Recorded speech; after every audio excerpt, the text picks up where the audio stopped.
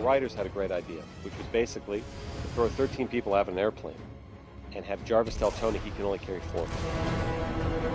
So how in the world, as they're plummeting to their death, is Iron Man going to be able to save them? And Tony begins to fly down and grab onto people and tells those people to grab onto the next person. And suddenly, with this great show of teamwork, you have 13 people all latched onto each other with Iron Man blowing his repulsors to stop their... How do you achieve it?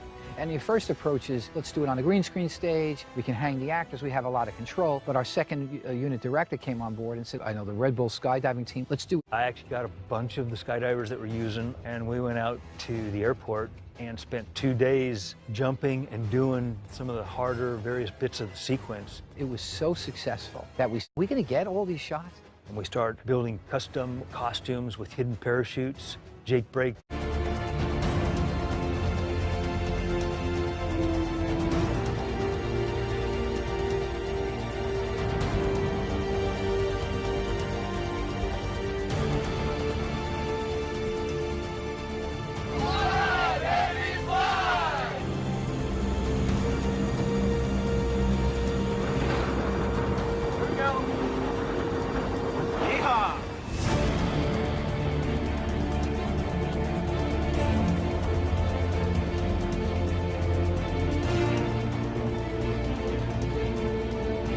Watching dailies, it was truly terrifying. And seeing the cameraman point, from 10,000 feet in the air and you see the ground approach, it's phenomenal. Having Iron Man in that scene and 13 people falling adds such excitement because it's visceral. You feel that they are really in midair. You can't really achieve that anywhere else.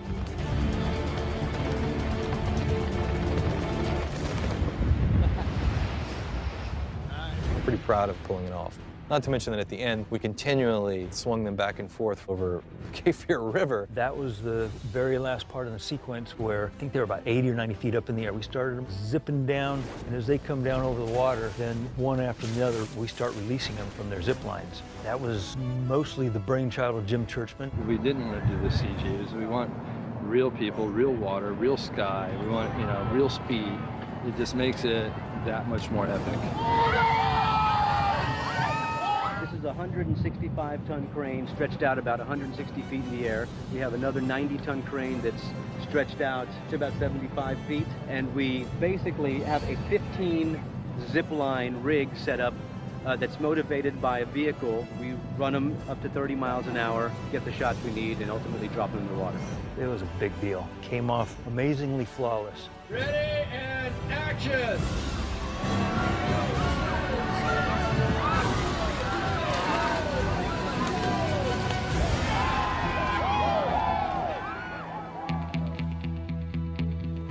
The challenge of these films from the visual effects point of view is just the sheer massivity of the amount of shots and how we go globally to make sure that we get all of this done within the time that we have. The technology is always being perfected and getting better. One of the key things with all visual effects is you want to make it spectacular and interesting, but you also want to try and make it as real as possible. I think what's really cool is that Iron Man has this heroic moment, but technically is super challenging. There's a certain way that you skydive to protect yourself and not just dump. So we needed to feel like we were just, these bodies are dumping and they don't know what to do. You needed to make Iron Man look like he's in control and that he's diving, he's propelling himself from one person to another. And that is a very tricky thing to do because ultimately you're shooting it as you're skydiving it. So you're shooting it as the plane is a vertical drop, and you try and get some moments where you've got some horizontal play in there.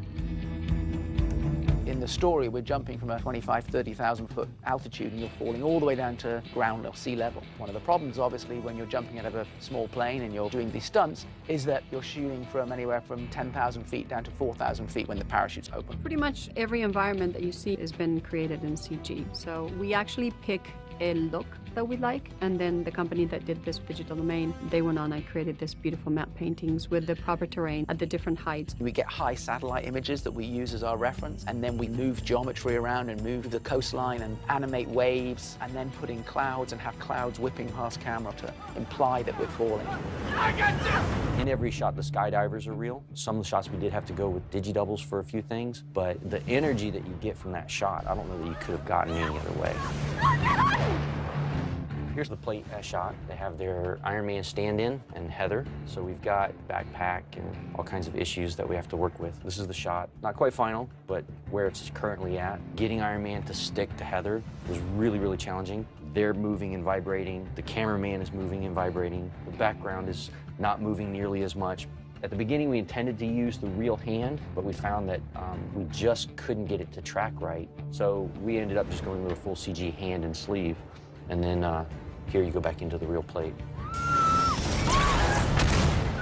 From a compositing point of view, probably one of our most challenging sequences. In this case, the altitude in this particular shot is dramatically different. Obviously, adding in the Air Force One, the damage, all the effects work, and then making it look like Florida, and adding the cloud layers, and then adding, levels of atmosphere, and also to make the background look more interesting, we changed the focal length of the shot, which then, in order to make look correct, we then changed the trajectory of the falling divers.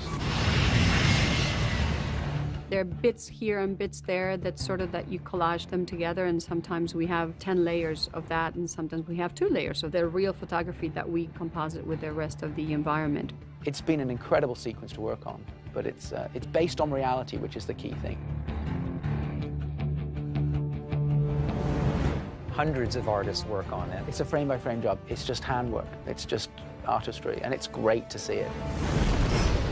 These stunt people are phenomenal, and they were able to perform panic and fear in a way that if we would have had all the time in the world, we probably would have been able to do with CG humans, but we were able to get it with them, and it was great. That aerial sequence was a huge passion of mine. I really wanted it to come off perfectly without a flaw. That's one of the best experiences of my career. Everyone was on board.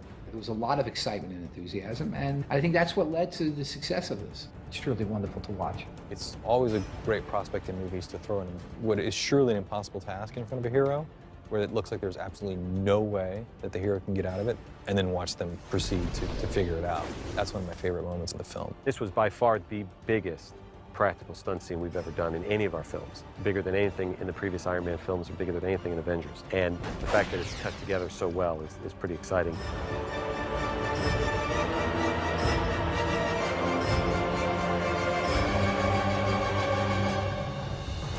All right, Jarvis, but it's only half done. We still gotta get through.